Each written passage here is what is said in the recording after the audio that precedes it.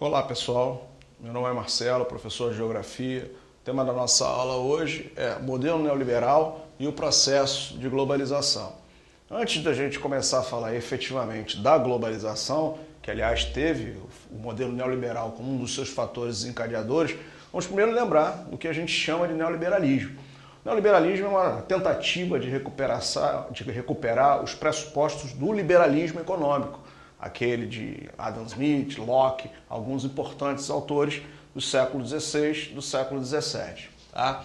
O neoliberalismo ele vem a partir principalmente da Segunda Guerra Mundial, tentando recuperar as visões de uma sociedade livre, uma sociedade de mercado aberto, principalmente fazendo uma crítica a esse outro modelo social, chamado keynesianismo, modelo que foi usado pelo governo norte-americano, na figura de Roosevelt, como New Deal, como estratégia do New Deal, de recuperação da economia americana.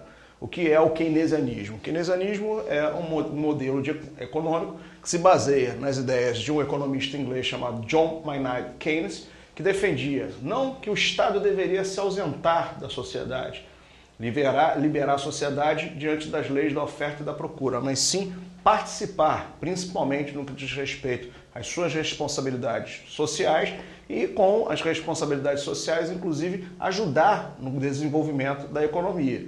Elementos como, por exemplo, a criação de benefícios trabalhistas, como o seguro-desemprego, mantém o mercado consumidor ativo.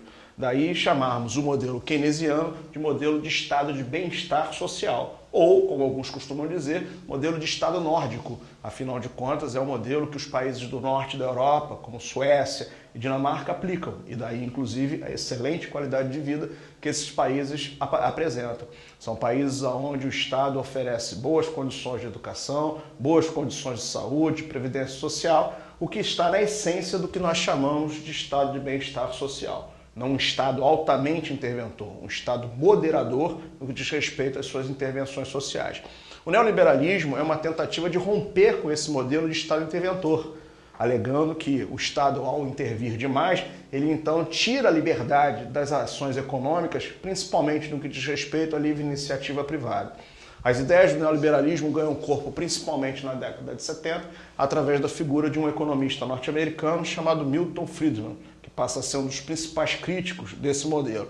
Ganha corpo também as ideias neoliberais a partir do colapso do bloco socialista, onde aí sim nós tínhamos um Estado altamente interventor, a chamada economia planificada, onde o Estado determinava o que, como e o quanto produzir. E já que esse modelo entrou em colapso, passou-se a disseminar a ideia de que o Estado altamente interventor seria prejudicial para a economia. Isso, então, fez ganhar corpo a filosofia neoliberal, a defesa de um Estado, ao invés de máximo, um Estado mínimo. E, contribuindo para isso tudo, também as deliberações do FMI, do Banco Mundial e do Tesouro Norte-Americano, em 1989, através do chamado Consenso de Washington. O que foi o Consenso de Washington? Uma decisão tomada por esses três órgãos citados com o objetivo de influenciar aos países latino-americanos endividados que diminuíssem seus gastos. E, para diminuir seus gastos, diminuir a intervenção do Estado sobre as atividades econômicas. Vai ser uma das ideias que vai influenciar, por exemplo, nos processos de privatização em algumas nações, como o Brasil de Fernando Collor, o Brasil de Fernando Henrique Cardoso, modelos neoliberais que fizeram exatamente este papel, de diminuir a presença do Estado com o objetivo de diminuir os níveis de endividamento da nossa nação. E, por conta disso, seguindo exatamente a visão neoliberal. Hoje se fala numa tentativa de recuperar o keynesianismo, tentar trazer novamente o Estado para a economia em algumas nações. Alguns membros, inclusive do governo Lula, defendiam, de certa forma, que ele voltasse a esse tipo de intervenção, o que, por enquanto, significativamente ainda não ocorreu, apesar de termos tido nos últimos anos ganhos, sim, em termos de renda, aumentando a capacidade de consumo da população brasileira. Mas, venhamos e convenhamos, algumas áreas sociais estão muito negligenciadas. Então não se pode dizer ainda que estejamos seguindo exatamente um modelo chamado neo-keynesiano, de uma nova participação significativa do Estado na economia. O modelo econômico neoliberal que nós explicamos, a defesa de um Estado mínimo com o objetivo de fazer a economia funcionar sobre as regras do livre mercado, nos induz a pensar em 4 medidas fundamentais aplicadas em vários países pelo mundo. Entre eles, os grandes programas de privatizações, como nós vivemos aqui no Brasil, e também as desestatizações, que dizem respeito à redução da participação do Estado em alguns serviços, como, por exemplo, na concessão das estradas e em alguns outros setores da nossa economia.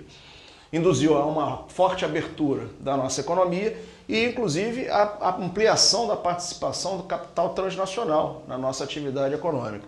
Juntando esses 4 fatores, a gente começa a pensar no que fez com que o Brasil realmente se integrasse à economia mundial e representasse um dos países que vivenciou, através da introdução do modelo neoliberal, um incentivo ao processo de globalização.